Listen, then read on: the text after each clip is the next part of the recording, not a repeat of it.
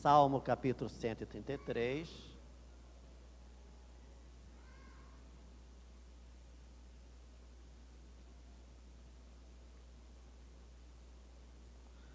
Se você já achou, meu irmão, diga amém.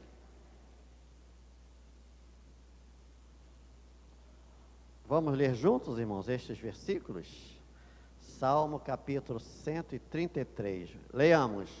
Ó, como é bom e agradável, unidos os irmãos, é como óleo precioso sobre a cabeça, o qual desce pela barba, a barba de Arão, e desce para a gola de suas vestes. É como o orvalho do Hermon, que desce sobre os montes de Sião, ali ordena e a vida para sempre. Vamos repetir o 3, bem alto, irmãos. É como o orvalho do Hermon, que desce sobre os montes de Sião, ali ordena para sempre.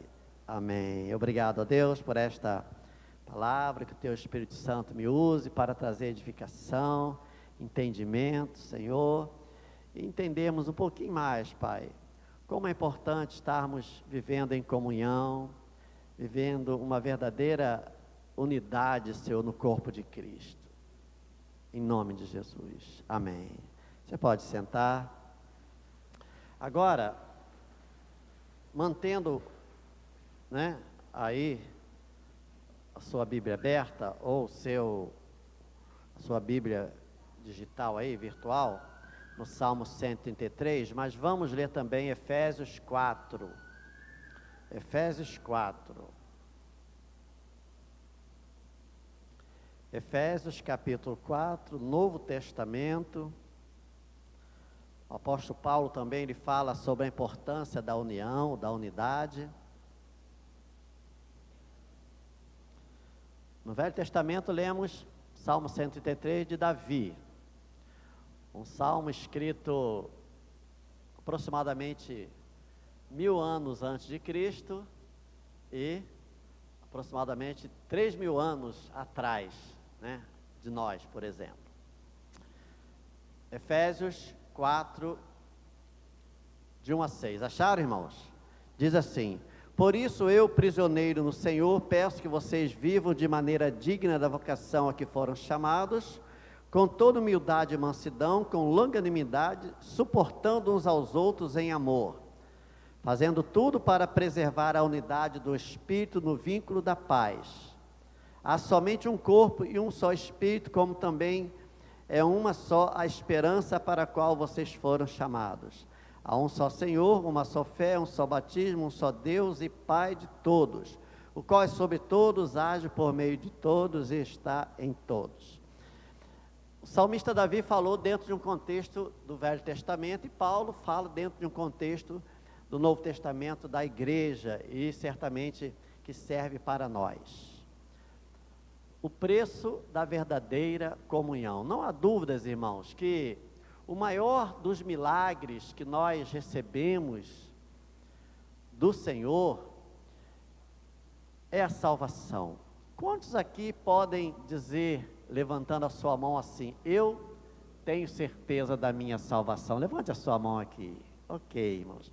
Porque é o próprio Espírito que testifica com o nosso Espírito que nós somos filhos de Deus. E essa salvação, que é o maior dos milagres, irmãos, é pela graça e é de graça, não é? Pela graça sois salvos, mediante a fé, isso não vem de vós, é dom de Deus. E Jesus pagou um alto preço, irmãos. Como diz a canção, que se der a gente vai cantar ainda. Eu sei que foi pago um alto preço. Esse alto preço, ninguém poderia pagar, irmãos. Ninguém. Jesus pagou por nós. A salvação, ou a libertação, o perdão dos pecados, é o grande milagre. O crente, ele pode passar pela dificuldade que for, mas jamais ele pode dizer que é uma pessoa infeliz, porque ele tem Cristo.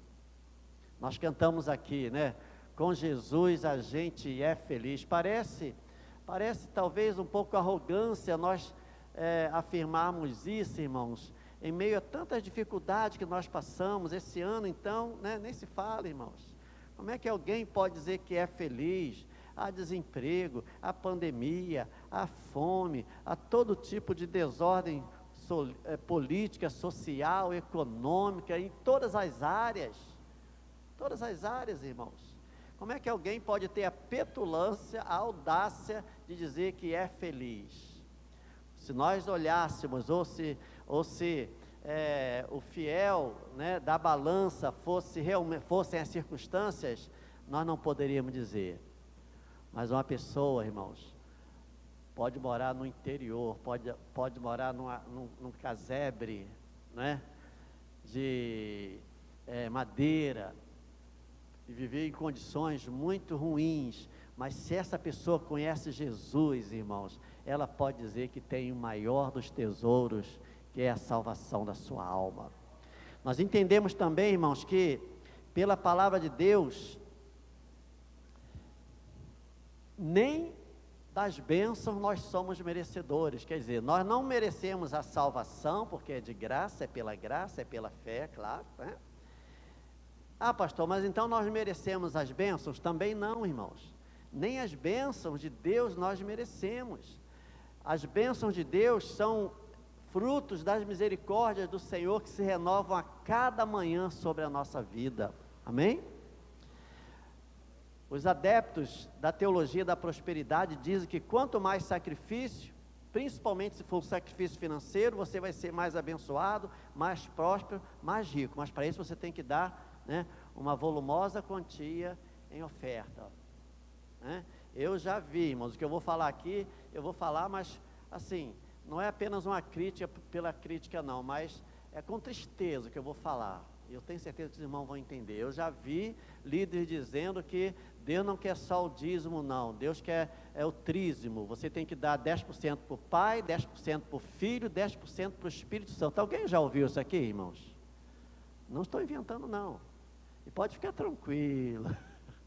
Pode ficar tranquilo, porque isso aí é uma das grandes heresias da teologia da prosperidade. Então, essa teologia, ou teoria, ou filosofia, ela diz que quanto mais você se sacrificar, mais você vai ser merecedor das bênçãos. Isso não é verdade.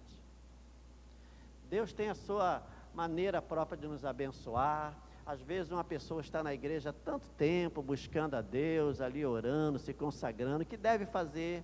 O jejum é importante, são propósitos que nós fazemos, a oração, enfim, tudo isso é importante. Mas de repente chega uma pessoa nova na igreja, nova convertida, está naquela alegria, naquela fé, naquele primeiro amor, e Deus de repente concede uma bênção para aquela nova pessoa que ainda não tem uma experiência muito grande de vivência com Deus, ainda não sabe muito bem os mistérios de algumas doutrinas bíblicas, mas chegou com o coração aberto. Aprove a Deus abençoar aquela pessoa e conceder de repente uma bênção que aquele outro que está há muito tempo não recebeu ainda.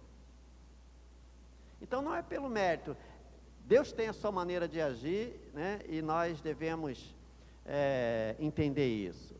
Nós cremos, entretanto, não é, irmãos, que existem bênçãos sim na vida daqueles que são fiéis com as suas primícias, só que nós não podemos fazer do dízimo, ou da oferta, ou da campanha, um meio de barganharmos com Deus. Meio de barganharmos com Deus, não é verdade. Não pode ser assim. Por outro lado, nós não podemos negar, irmãos, que algumas coisas que fazem parte da vida do cidadão do reino de Deus, e é o tema, né, que nós estamos trabalhando neste ano de 2020, nós não podemos negar que existem algumas coisas que fazem parte da vida do cidadão do reino de Deus, irmãos, como renúncia. Renúncia é sacrifício, mas não para salvação. Resistirmos às investidas de Satanás e às tentações é sacrifício, irmãos. Algumas pessoas que estão com Deus, estão na casa do Senhor, mas lutam às vezes com um tipo de tentação. E essa pessoa não é menos filho de Deus do que o outro, mas, de repente aquele está lutando com um tipo de tentação, aquele outro está lutando com outro tipo de tentação, o diabo tenta, lançar os seus dardos, aproveitando as fraquezas, e algumas pessoas desistem da caminhada, porque tentaram aí não conseguiram, tentaram, não conseguiram, tentaram, se firmaram, voltaram para a igreja, se reconciliaram, ficaram firmes, mas depois veio a tentação, não resistiu, saiu e tal, e isso aconteceu algumas vezes, e a pessoa chegou a triste, infeliz e inverídica conclusão de que, esse negócio de crédito não dá para mim não, porque eu não consigo resistir à tentação. Existe um versículo que eu não anotei aqui qual é, mas que diz que o justo, ele cairá, ou melhor, ele poderá cair, né? Mas a expressão é ele cairá. O justo cairá até 7 vezes, mas de todas as vezes que ele cair, ele vai se levantar, amém, irmãos? Então, se você está meio fraco, meio desanimado, se essa semana você vacilou feio, meu irmão, semana da ceia, não devia, fez o que não devia, falou o que não devia, sabe, e tudo, se arrepender, não é? Confessar, enfim, mas isso custa, irmãos, não é tão fácil. Para algumas pessoas não têm dificuldade nenhuma, por exemplo, em só falar a verdade. Algumas pessoas são tentadas, quando são pressionadas por alguma situação, lançar uma mentira. São tentações que custam sacrifício, com certeza, custa renúncia. A santificação, irmãos, ela é um exercício diário e constante. Para termos uma vida de quebrantamento também, não é fácil. Então são coisas que nós precisamos pagar um preço, não para a salvação, mas para termos uma vida que agrade a Deus diariamente. Mas nesta manhã, irmãos, e já vou dizendo logo que não vou poder terminar essa mensagem agora de manhã, vamos continuar à noite. Nesta manhã eu quero falar sobre um preço que nós precisamos pagar se quisermos viver uma vida em comunhão como igreja, né? A mensagem, ela envolve não só a comunhão na igreja, mas na família, mas nós vamos expandir um pouquinho também, mas o foco é a igreja. Existe um preço, irmãos, existe um preço. Vamos ver algumas ponderações. Por exemplo, um agrupamento ou um ajuntamento de pessoas não significa necessariamente que haja uma união. Pode não haver, né? Você vai, não sei, de repente alguém aqui vai, né? Não é nada de errado não, no dia daquela grande promoção, naquele supermercado, né? Antes de abrir as portas, fica lotado, tem gente à beça ali, pode ter muitas coisas presentes, menos união, mesmo porque quando abre as portas, é cada um por si, não vou nem falar que é Deus por todos, irmãos, e a misericórdia por todos, que cada um quer buscar o seu próprio interesse, o que não é errado, não é? Então, apenas um ajuntamento de pessoas, também não significa que haja uma união ou uma comunhão, assim como um amontoado de pedras, não é uma obra, não é a construção. Antes de começar uma obra, nós sabemos que às vezes você vê o tapume em volta de um terreno, e a gente não vê ninguém trabalhando ali, só vê caminhão de pedra, caminhão de areia, caminhão de cimento, caminhão de ferro, outros materiais, tijolos, e se você conseguir olhar através de uma frestazinha, né, você não vai ver nenhuma obra pronta, você só vai ver o material. Que aliás, antes da obra subir, ela desce, antes do prédio ir para cima, ele vai para baixo, é a fundação, é o alicerce. Mas apenas aquele amontoado de material, ele precisa ser trabalhado para se tornar uma boa construção. Assim como uma equipe de futebol também, irmãos, sem união dificilmente será vitoriosa. Em qualquer grupo, a união de esforços e de propósitos é fundamental. Assim também, uma empresa onde os funcionários não estão empenhados no mesmo propósito, na mesma visão, ela não vai prosperar, não é? Uma família que não vive unida por causa das opiniões divergentes também vai sucumbir, irmãos. Um casal desunido é como um casamento descasado ou uma união desunida. é um contrassenso.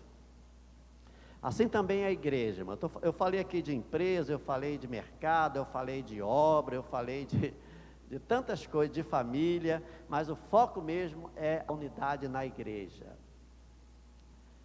A igreja não é do pastor, a igreja não é do bispo, a igreja não é do ministério. De quem é a igreja, irmãos? A igreja de Cristo. E se não houver união, e se não houver uma verdadeira koinonia, que é uma das palavras bíblicas mais bonitas, irmãos, é no grego, né? Essa palavra é grega, koinonia. Se não houver esta koinonia, dificilmente a igreja vai usar todo o seu potencial, como os dons e os talentos.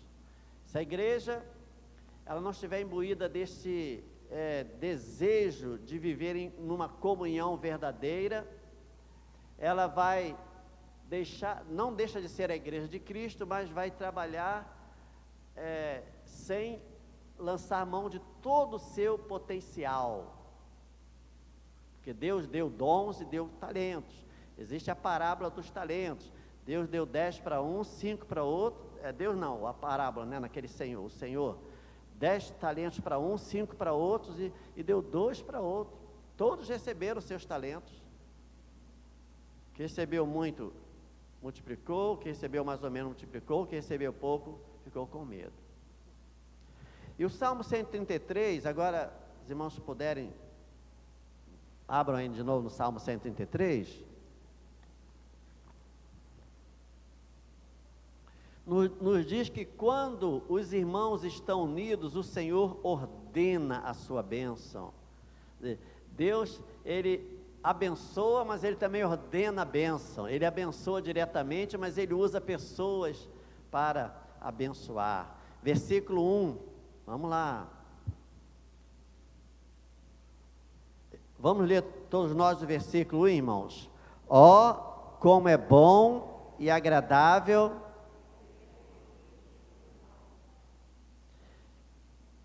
Eu vou falar aqui agora de manhã e de noite, tá, sobre alguns detalhes da importância da comunhão, mas se não houvesse esses detalhes, essas bênçãos, irmãos, só o fato de ser agradável e de ser bom, a união já seria importante.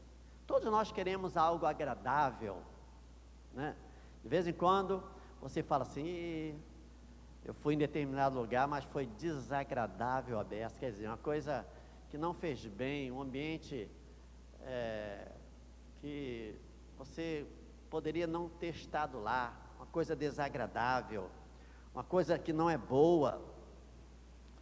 O apóstolo Paulo, lá no Novo Testamento, fala que a vontade de Deus é o quê? Boa, perfeita e agradável. A palavra, a vontade, o ensinamento do Senhor. Então o versículo 1 diz que a união é boa e agradável quando os irmãos estão vivendo em união. Amém, irmãos? No versículo 2, o salmista diz que é como óleo precioso. É como óleo precioso, e esse óleo precioso, irmãos, significa a unção de Deus. Óleo, via de regra, significa a unção de Deus sobre a vida da pessoa. O óleo que era derramado, aquele óleo que foi derramado sobre aquela criança, quase uma criança, Davi, que estava lá no campo cuidando das ovelhas, e o profeta Samuel chega na sua casa, pergunta pelos seus filhos, Jessé mostra os demais filhos, Samuel se encanta inicialmente com os filhos fortes, bonitos, né? Bem preparados, mas Deus falou que nenhum daqueles era, e a palavra veio dizendo que Deus não vê como vê o homem vê o exterior, mas Deus vê o interior. E Samuel pergunta: mas não tem mais nenhum filho? Ah, tem sim, tem lá o Davizinho que está lá cuidando das ovelhas, manda chamar. E quando Davi entrou, Deus confirmou com o profeta Samuel, e o profeta Samuel já estava com azeite ou óleo, né, num chifre lá de um animal, e foi derramado aquele azeite sobre a cabeça de Davi. A partir daquele momento, Davi ainda não era o rei, mas já tinha unção de rei. Tinha unção de rei. Muita coisa aconteceu, né? A história é muito longa. Davi não usurpou o trono, Davi não tomou a força, Davi esperou o seu momento para que aquela unção que ele recebeu do profeta Samuel pudesse, vamos dizer assim, se completar ou se confirmar. Depois do versículo 3, o que diz o versículo 3, irmãos? É como o orvalho do irmão que desce sobre os montes de Sião, ali ordena o Senhor a sua bênção. O orvalho faz a nossa vida florescer, irmãos. Orvalho significa florescimento, não é? Significa abundância, significa produção de frutos. E o que faz isso é o óleo que desce sobre a cabeça e vai para a barba. Não só o óleo como a figura, mas também o orvalho. O orvalho que faz a terra frutificar, irmãos.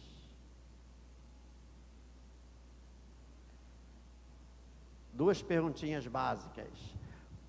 Quantos aqui entendem que uma família unida é uma família abençoada por Deus? Levanta a sua mão. Quantos aqui entendem que uma igreja unida é uma igreja abençoada por Deus? Amém, irmãos. Mas para que vejamos a união verdadeira, ou a verdadeira comunhão, a verdadeira koinonia no meio da igreja, nós precisamos estar dispostos a pagar um preço. Então este vamos dizer assim, a essência da mensagem é esta. Entendemos que é necessário vivermos em união, entendemos que o Senhor ordena a sua bênção quando existe a união verdadeira. Não só é necessária a comunhão, mas é indispensável, porque se não é exemplo de uma obra, vamos ser pessoas comparadas a vários tipos de material: ferro, pedra, cimento, água, areia, tijolo, mas dispersos. Mas quando há a verdadeira comunhão, é a unção de Deus, é o orvalho, e então as coisas começam a acontecer. Agora vamos a Efésios 4, eu vou falar só mais 5 minutinhos, tá bom, irmãos? Porque teremos a ceia, mas eu preciso falar um pouco mais para deixar o restante para a noite. Efésios 4. Vamos ver então, irmãos, que preço precisamos pagar para vivermos em comunhão uns com os outros. Em Efésios 4, versículo 3, se você está com a sua Bíblia aberta, leia comigo, Efésios 4, 3, em voz bem alta: fazendo tudo para preservar a unidade do Espírito no vínculo da paz. Eu peguei só esse versículo. Fazendo tudo, quer dizer, precisamos fazer. E este fazer tudo é o preço que nós temos que pagar para vivermos numa verdadeira comunhão. Vamos ver então? Primeiro, irmãos, primeiro preço. Algumas coisas são muito mais difíceis do que a outra, e o último item é o mais difícil de todos. O último, né? Deixa eu ver aqui, se é isso mesmo. O último é o mais difícil de todos. O primeiro talvez seja fácil para alguns, mais ou menos para outros, e para alguns talvez seja difícil. Mas para que haja uma verdadeira comunhão, irmãos, eu estou falando de igreja, mas esse princípio se aplica na família. Poxa, na família nem se fala. Numa empresa, no ambiente corporativo. E o primeiro preço, irmãos, é reconhecimento e respeito às autoridades constituídas, no caso da igreja, né, por Deus. E quando eu falo autoridade, não é só ao pastor, né, que é o líder, tudo, mas o pastor delega, né? Embora na igreja de Nova Vida, o pastor, ele precisa estar ciente de tudo que acontece, irmão, porque a responsabilidade é do pastor, não é? Sempre, em última análise, é do pastor. A nossa igreja não trabalha com comissões de obra, tem comissão de evangelismo, comissão de missões, né, departamento. Nós temos departamento, mas O pastor precisa estar inteirado de tudo, né? Sobre as pessoas, sobre os líderes, enfim, né? Por causa da responsabilidade. Os irmãos imaginam a responsabilidade de nós pastores nesse tempo de pandemia. É uma responsabilidade muito grande, né? E eu sei que é uma responsabilidade muito grande. Então, o primeiro preço é esse: reconhecimento e respeito às autoridades que Deus constituiu. Sem autoridade não pode haver harmonia. Vamos levar para a figura de uma obra. Quem é autoridade numa obra, né? Quem é engenheiro? Nós temos aqui engenheiros formados, temos arquitetos, né? Então a autoridade vem lá de cima. Legalmente, de repente, eu diria que a autoridade maior de uma obra é do engenheiro. Eu acho que eu estou certo, Marcela, é do engenheiro, né? Mas também trabalha, tem engenheiro em várias especialidades ali, né? Mas é o homem que vai assinar e vai se responsabilizar por ele. Tem outros níveis de autoridade, né? Tem o arquiteto, tem também, já indo para a parte prática, tem os construtores, tem o mestre de obra, os pedreiros, enfim, várias. Cada um com a sua responsabilidade, né, para que as coisas funcionem. Já pensou assim, o engenheiro chegasse na obra com todo o material, né, com 50 funcionários, mestre de obra, pedreiros, construtores, serventes, sabe, carpinteiro. Meu pai foi carpinteiro, né? Quando ele chegou aqui no Rio de Janeiro, vindo de João Pessoa, muito novinho, talvez 17, 18 anos, ele foi trabalhar em obra, né? Depois se transformou em carpinteiro de forma, e depois em marceneiro, se especializou, né? E o engenheiro chegasse na obra assim, com 50 funcionários, e falasse: ó, o material está aqui, já tem luz, já tem água e tal, o tijolo está ali, a pedra está ali, o cimento está aqui, está dizendo, vocês se virem. Cada um faz o que acha que está bom, que sabe fazer. Não pode. Tem que ter ordem, tem que ter autoridade. E na igreja também é assim. Mas é um preço, irmãos, é um preço. É um preço que nós temos que pagar. Eu devo autoridade aos meus líderes, né? A nossa denominação tem um código de ética. Tem um código de ética. Existe um código de ética. Existe o estatuto, né, que é uma questão mais jurídica. A igreja, ela também tem a sua representatividade jurídica, né? E eu devo satisfação às autoridades que estão acima de mim, né, na minha denominação. E o segundo, irmãos, eu vou parar nesse segundo aqui. Segundo preço que nós precisamos pagar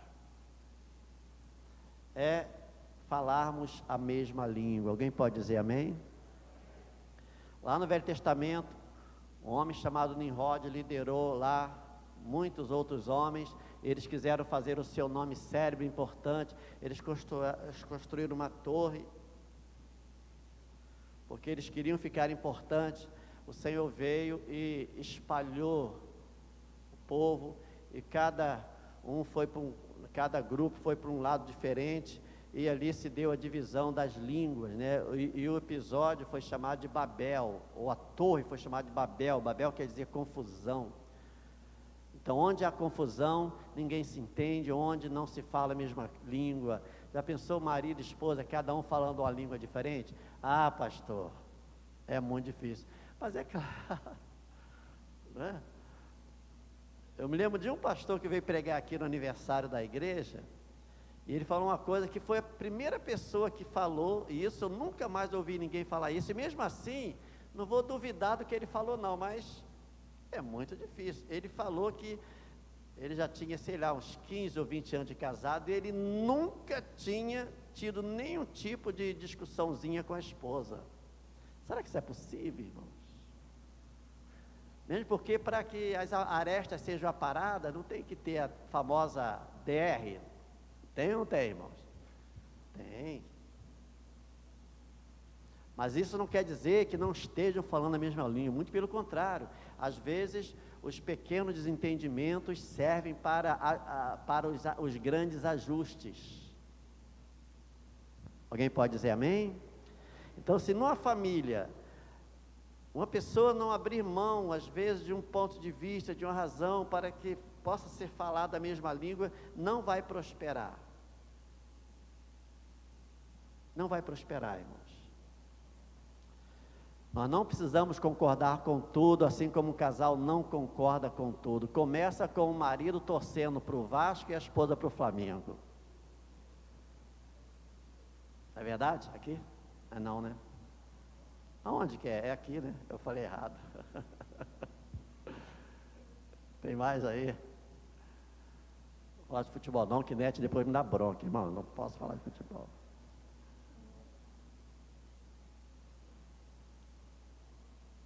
Somos diferentes, gostamos de cores diferentes, torcemos por times diferentes às vezes. Às vezes temos uma ideia a respeito de algum assunto de forma diferente. Às vezes gostamos de um tipo de filme. Existem alguns filmes que se passar 300 vezes, net assiste, irmãos. Tem mais alguma irmã que é assim? Essa época de Natal, então, não aguento mais ver aquele filme. Mas agora a pessoa pode assistir, né? Agora não.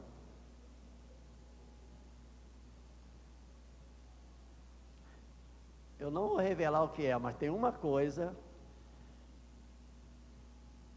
que eu assisto quase toda semana. Mas não vou falar o que é não, tá? Deixar os irmãos. Esse eu não enjoo não, com certeza. A necessidade de se falar a mesma língua para que haja uma boa comunicação, mas às vezes é um preço um pouco alto que precisamos pagar, irmãos. Eu estou brincando aqui, mas o assunto é muito sério. Às vezes as divergências são muito fortes. Às vezes as diferentes opiniões não são em questões de torcer para A ou para B, de gostar da cor tal, do filme tal, outro não gosta. Um gosta do filme de ação, outro gosta mais do filme de drama, outro gosta mais de comédia. Essas coisas são pequenas, não é? Mas, às vezes, um fala uma língua no que diz respeito a coisas mais sérias e o outro fala outra. Dentro da igreja precisamos falar a mesma língua. Você pode dizer amém? Logo mais, vou dar só aqui as indicações. Vou falar que devemos evitar a autoexaltação, que é um extremo, isso logo mais. O outro extremo, devemos fugir da autodepreciação, que é a baixa autoestima, que é um outro extremo também. Vou falar também, nós somos diferentes, porém fazemos parte do mesmo corpo, amém, irmãos? E a última e a mais difícil de todas, logo mais, às 19 horas, presencialmente, ou no YouTube ou no Facebook. O mais difícil preço que temos que pagar, irmãos. Tá bom? Eu não quero me alongar mais, porque nós teremos a ceia, mas queria que você agora fechasse os seus olhos. Saiba que é muito bom, é agradável, mas o preço que temos que pagar, precisamos estar dispostos, porque nós somos pessoas diferentes, temos histórias diferentes, temos origens diferentes, tivemos criações diferentes, e Deus então nos salvou e nos colocou no mesmo lugar. E se você está aqui, porque esta é a vontade de Deus, até o dia que Deus quiser que eu esteja aqui, que você esteja aí também. Então Ele nos colocou, né, como os materiais de uma obra, que eles não são geridos,